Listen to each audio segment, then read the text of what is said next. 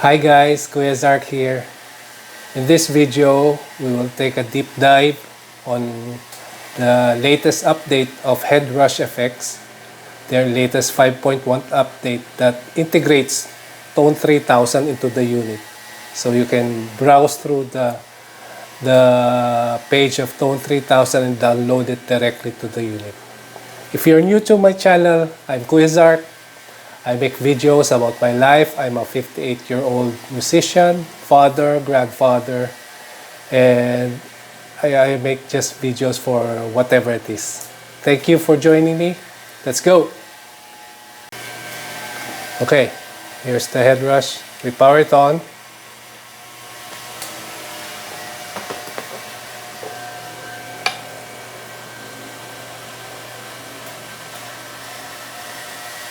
It's in 5.1. I already updated it. We will just run through as to how easy it is to browse through the page of Tone3000, pick a nav file, download it, and immediately use it as a rig. Okay? So here we have a blank rig. We will go to Tone3000 first. Press that button up there and press Headrush scroll out. Then press this Tone3000. There. Immediately we will be at the page of Tone3000. Let's just pick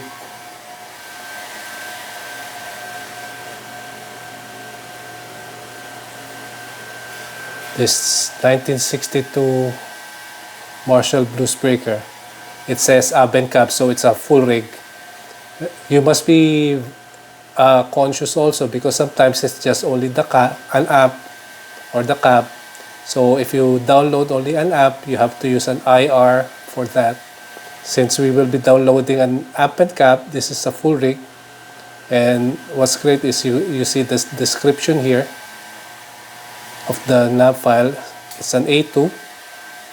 It's an A2 full, I think. Let's download it. There. Click download. So you see it's circling. It's finished. So we go back to our rig. We press clone.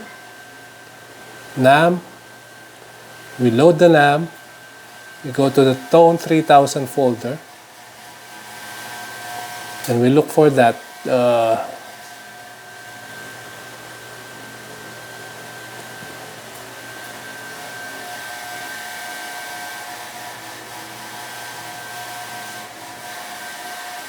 here. You load it. So you have the basic controls, input, thresholds, gates, and EQ. One thing great is it also have a global EQ for the NAM. You can turn it on so that you can capture more the tone that you will be using. Let's turn it off for a while. And let's listen to it.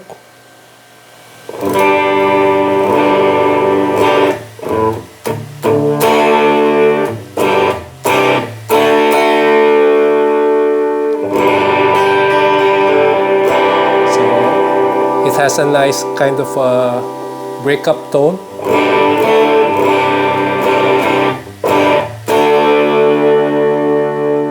Let's add a little bit of reverb. Let's see. I'll take the studio.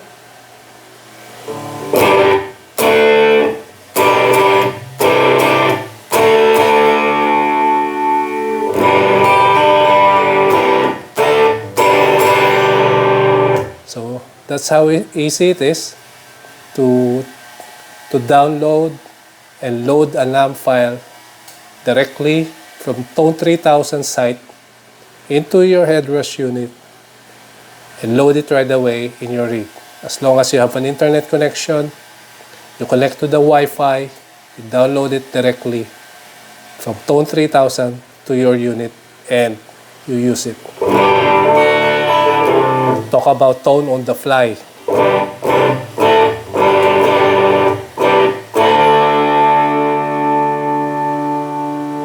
Let's browse for more. Go to Headrush Cloud, Tone3000, and let's see.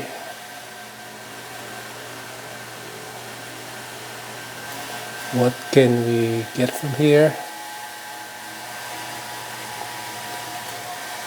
Let's get this Fender Deluxe Reverb reissue.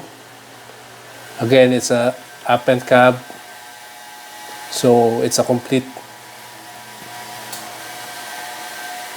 There, Fender BFDRI. You press download. My only complaint with the Flex Prime though, I am 58 years old and my eyes are bad, so the screen is very, very small for me. At times I just use the web editor. So without that, change the nav file. Always, you don't double click it and just change it, because you will have the NAM selector grayed out. You have to go back to your rig, drag it and delete it, and then you add a new NAM file. There, it's not gray out anymore. You load the NAM, you look for it, FDR, here. You load it, it's there.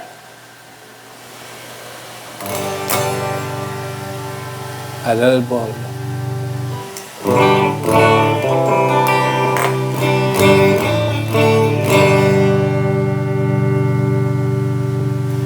You add the output and the input and the output.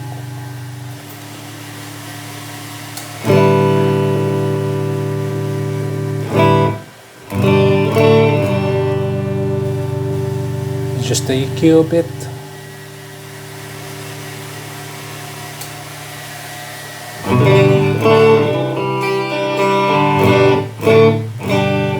There's a selection. If you want the NAM A2 file to be in light mode, you just toggle that switch.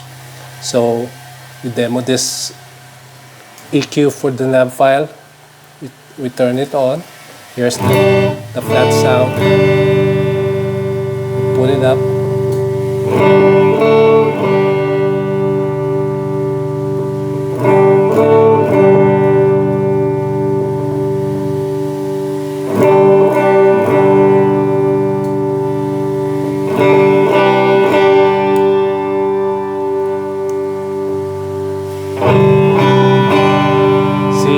Sculpt your tone more with that.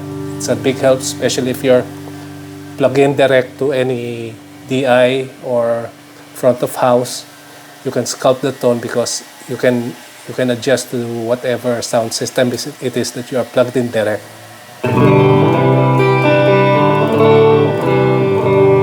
Let's try to put a little overdrive. Let's go for the Tube Screamer. Let's go for the smooth one.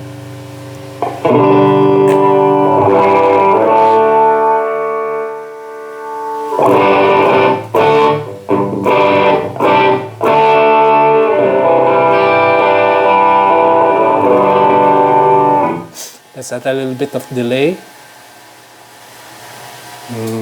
Maybe a tape echo. Let's put it on default sync.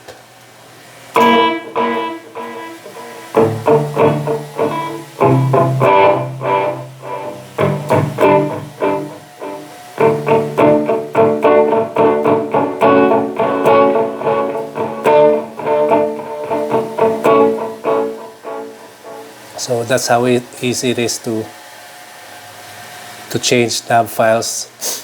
Again, when changing nav files, don't forget to drag this, delete it first before adding or changing. Sadly, the DSP can only accommodate one nav file, but it's great considering that after you load the nav file, let's go back to that Fender. I love the tone of that. You can see the CPU consumption. We have a delay and overdrive, a reverb. Let's add one more, maybe a compressor, and a 3-comp, default, and one more delay, default sync, and one more reverb. Let's put a C-verb, load reverb, Headrush, spaces, chambers, huge. Load it up. So we have a compressor, drive. Let's load one more drive, just for the fun of it. This is a Palace OD, Smooth Crunch. So we have 2 drives, a lamp file, 2 delays, 2 reverbs. And our CPU is just 50%. So that's cool. That's cool. With all that tone, you have to tweak it up a bit.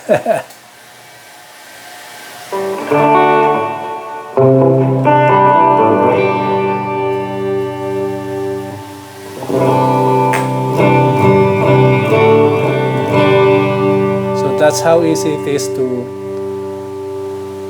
load a lamp file. It's an 8.2 full, by the way. It's a full 8.2 file. So surprisingly, the CPU of Headrush is good for that. So thank you for joining me in this video. I hope you like it. Disclaimer though, I'm not a professional musician. I'm just a hobbyist. So this sort of a review is from a hobbyist point of view.